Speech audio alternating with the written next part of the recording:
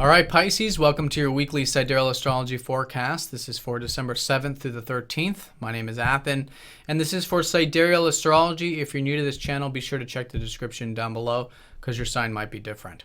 All right, Pisces, so it's a transformative past couple weeks and this early part of December. We've had this mostly just last week and this week, Mars in this T-square between Pluto and Uranus. So it's, this is the real transformation of it. And it's been perhaps involving this drive and motivation you've had with relationships, with one-on-one connections, things like that.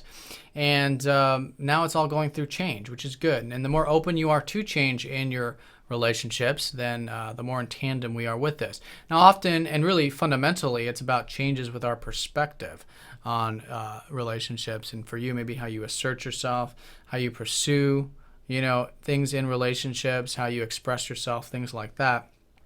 And getting rid of old energies, old belief systems about, relationships and you in general.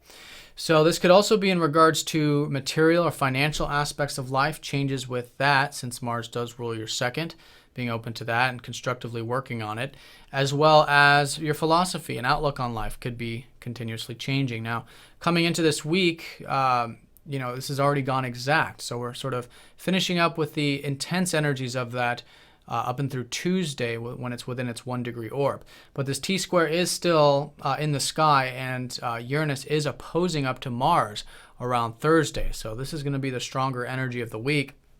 And here it's about balancing the relationship stuff on one hand and being yourself and freedom on the other. This has been Uranus in your first house. So if you're feeling like breaking free, which is often the case, or sometimes the case, with Uranus opposing up to Mars, it's good to listen to that. If there's any kind of inclination pulling you to have more freedom, free yourself from any limitations, things like that, take it nice and slow, take it nice and constructive, because the opposition makes us feel like we want to make some sudden changes, but it's also a reminder to stay balanced with it. And the area of balance is particularly involving self and other. So anything that's you want, or what someone else wants, or what the relationship wants, and it's that compromise, but never in a compromise where you're having to sacrifice what's really true to you, which is Uranus in the first, and really seeing that what's actually good for you is what's good for everyone involved. Not anything that's good for you is good for everyone involved, but those things that actually are good for you, is what everyone around you needs. I mean, that's obviously what helps and assists everyone involved when you're being your true self and when you're doing what's actually good for you. So that is some things to consider with that. And that's really this illusion of opposition between self and other that we have in our experiences.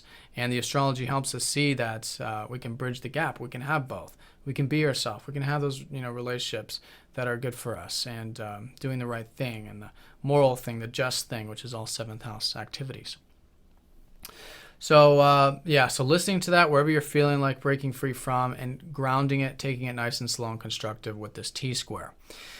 And again, relating to financial or material stuff, and maybe even your philosophy. So watch going to any extremes with that stuff, but maybe there's some change needed there this week.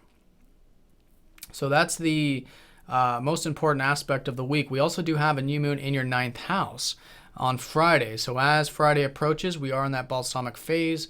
It is that lowering of energy, a good time to reflect on and start to plant new seeds. And the new seeds for you is involving your philosophy, your outlook on life, maybe things relating to travel or adventure, whatever might be 9th house for you, whatever maybe you've been taking seriously recently over the past few months with Saturn going into Scorpio.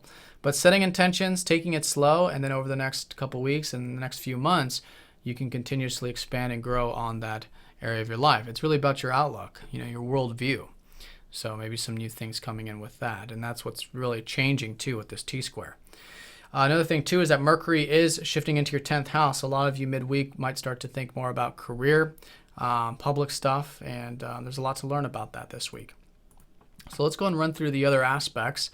Mercury does square up to the North Node on Tuesday, so there is a lot to learn, I think, in general about your life path, which is about relationships, so being open to that, and healing too. The sun's going to be squaring up to Chiron Tuesday and Wednesday, and this might be a healing in regards to your connection to God, your connection to spirituality, that rest and relaxation that's so important in life. So the more open we are to that healing, I think there's a rejuvenation process. And then on Thursday, we do have that Mars opposing up to Uranus exact. And then the new moon on Friday with Venus trining up to Neptune, which is actually quite nice. So when it comes to your communications, when it comes to everything deeper in life, and even those one-on-one connections, there is a flow about it. There is an easiness about it, you know, and something to tap into, something to be aware of, especially around Friday. And then on Sunday, the sun does square up to your traditional ruler, Jupiter. And one thing I want to say too is, you know, Friday, you guys could be feeling good, looking good, or maybe there's some relationship support there, by the way, since your, you know, modern ruler Neptune's trining up to Venus. But anyways, on Sunday going into next week, mostly important in the next horoscope, which I'll talk about, your traditional ruler squares up to the sun. So there is that self-expression. And I think there's a lot to learn about your self-expression on Sunday. Just take it nice and slow, nice and grounded in that square. You know, and even learn quite a bit, I think, about your work, your health, your diet, your routine, which has been expanding with Jupiter in that 6th. But the high point of this week is this Mars T-square. Changes with relationships, changes with outlooks, changes with your values, material or otherwise. Freeing yourself up with that, but in a slow and grounded way, and making whatever changes are necessary there this week. And with this new moon, reflecting, going within, and seeing where you want to see new beginnings, both in the short term and in the next 6 months. All right, Pisces, so have a great week. I'll see you guys all next time. Talk to you later.